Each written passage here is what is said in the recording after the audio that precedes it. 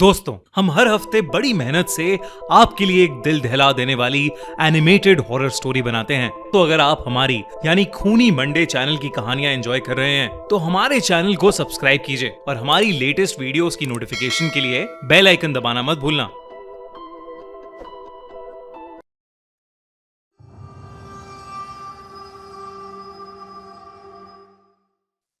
ये कहानी कई साल पुरानी है।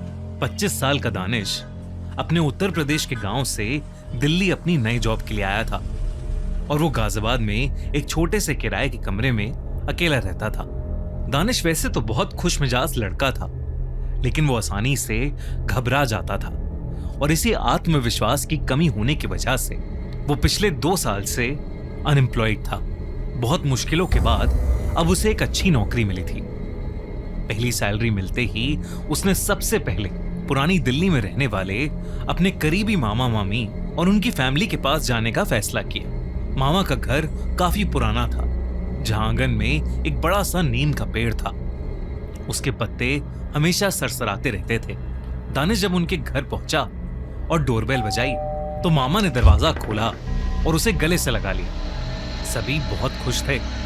बातों बातों में दोपहर हो गई। गर्मी बहुत ज्यादा थी तो दानिश ने सोचा कि पहली सैलरी मिली है तो क्यों ना सबके लिए वैसा ही सुकून देने वाला रूअफ़ज़ा शरबत लेकर आया जाए जैसे मामा उसे बचपन में पिलाते थे। मामा ने मना किया कि धूप तेज है, पर दानिश नहीं माना और वॉलेट जेब में डालकर निकल पड़ा। दानिश सीधा पुरानी दिल्ली की तंग गलियों वाले बाजार की तरफ गया। वो गलियों के शोर, लोगों की भीड़ और ट्रैफिक के बीच दुकानों को देख रहा था। तभी उसे गली के आखिर में बहुत ही पुरानी पर सुंदर दुकान दिखी।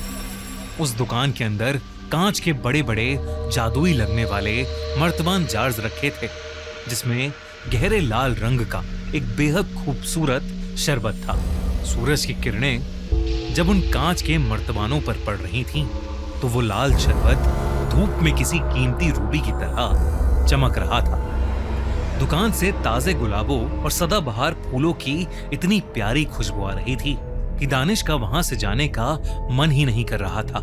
दुकान के काउंटर पर एक अजीब सा आदमी बैठा था। उसके बाल और लंबी दाढ़ी बर्फ जैसे सफेद थे और चेहरे पर एक अजीब सी मुस्कान थी, एक डरा देने वाली मुस्कान। वो आदमी अपने आप ही बोल पड़ा, दानिश मियां शरबत पिएंगे? दानिश ने उसे अपना नाम नहीं बताया था। उस आदमी ने हंसते हुए कहा कि इस बाजार में आने वाले हर प्यासे का नाम उसे पहले से पता होता है। उसने कांच के एक साफ ग्लास में वो खूबसूरत गहरे लाल रंग का शरबत निकाला और दानिश के सामने रख दिया। उसने बताया कि ये उसका स्पेशल शरबते रूह है। गुलाबों और फूलों की महक से दानिश का दिमाग तरोताजा हो गया। दानिश ने एक घूंट लिया और जैसे ही शरबत उसके गले से नीचे उतरा, उसे ऐसा लगा कि जैसे उसके शरीर की सारी थकान और घबराहट पल भर में छूमंतर हो गई है और उसमें जैसे एक नया कॉन्फिडेंस आ गया हो। दानिश ने एक्साइटेड होकर उस शरबत की 10 बड़ी बोतलें खरीद लीं, लेकिन अचानक बोतलें देते वक्त उस आदमी ने दानिश का हाथ पकड़ लिया। उसका हाथ बर्फ से भी ज्यादा ठंडा था। उस दुकानदार ने अपनी आंखें दानिश की आंखों में गाड़ कर बिल्कुल धीमी सरसराती आवाज में कहा, ये शरबत तुम्हारे अंदर की सारी कमजोरी को हमेशा के लिए निगल जाएगा, लेकिन इसकी कीमत ये खुद मांगेगा और जब वक्त पूरा हो जाएगा तो मैं अपना हिसाब खुद कर लूंगा। दानिश को उसकी ये बात सुनकर हंसी आ गई। उसे लगा कि ये दुकानदार उम्र की वजह से थोड़ा पागल हो गया है। दानिश ने काउंटर पर पैसे रखे, सारी बोतलें उठाई और वापस मामा के घर पहुंच गया। घर आकर दानिश ने सबको वो लाल शरबत पिलाया। मामा मामी और उनके बेटा और बेटी सबको उस शरबते रूह का टेस्ट बहुत अच्छा लगा और सबने कहा कि उन्होंने ऐसा शरबत जिंदगी में आज तक कभी नहीं पिया है। दानिश ने मामा की फैमिली के साथ डिनर किया और फिर अपने घर वापस लौट गया। उस दिन के बाद से दानिश ने रोज सुबह शाम वो शरबत पीना शुरू कर दिया। वो अब पहले से कई गुना ज्यादा एक्टिव और ताकतवर महसूस करने लगा था। ऑफिस में भी सब उसकी तारीफ करने लगे थे, लेकिन कुछ ही दिनों बाद एक अजीब और खौफनाक खबर आई। उसके मामा की सबसे छोटी बेटी, जो रात को आइसक्रीम खाने निकली थी, अचानक घर से लापता हो गई। ये सुनते ही दानिश तुरंत मामा के घर शिफ्ट हो गया, ताकि वो इस मुश्किल वक्त में उनके साथ रह सके और उनका ध्यान रख सके।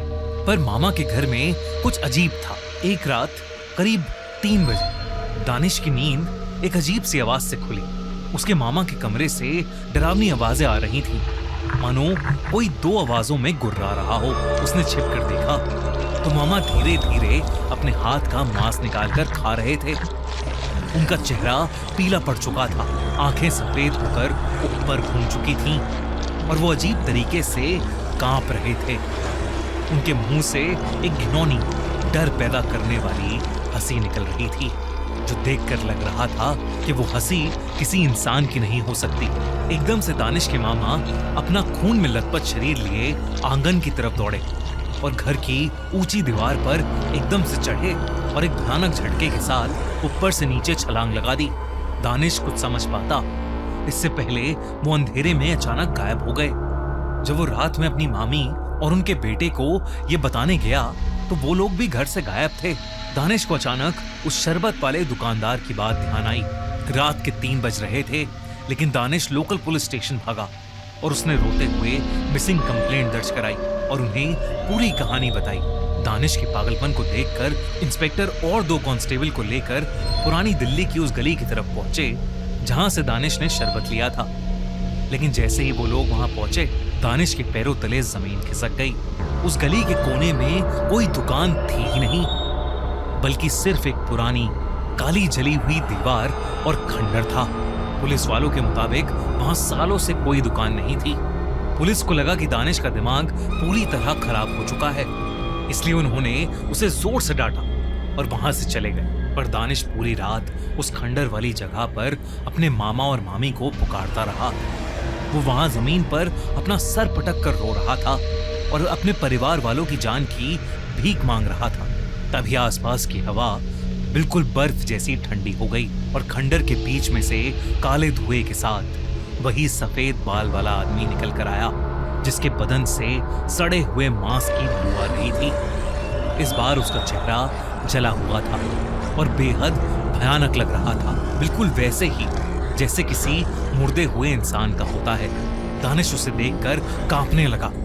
उस आदमी ने बिना छुए हाथ के एक झटके से दानिश को पीछे दीवार पर पटक दिया। तभी दानिश को वहां एक गहरा अंधेरा कारखाना नजर आया और उस कारखाने में दानिश ने जो देखा उससे उसकी सांसें ही रुक गईं।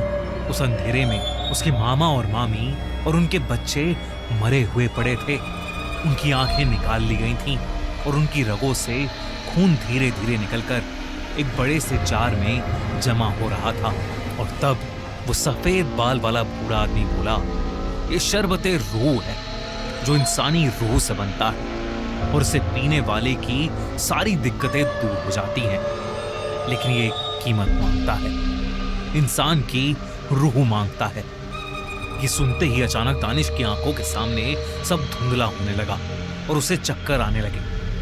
दानिश की जब आंख खुली तो वो एक बोतल में बंद था और उसके सामने वही सफेद बाल और दाढ़ी वाला आदमी था, जो अब उसे बहुत बड़ा लग रहा था। उसके आसपास उसके मामा और मामी और उनके बच्चे सब बोतलों में बंद थे। उस आदमी ने दानिश और उसके परिवार वालों की रूह, शरबते रूह के लिए हमेशा हमेशा कैद कर ली थी। अगले दिन जब सुबह हुई तो उस गली के कोने में भीड़ इकट्ठा थी। वहां 5 लाशें पड़ी थी। सबका खून बिल्कुल सूख चुका था और किसी भी बॉडी की आंखें नहीं थीं।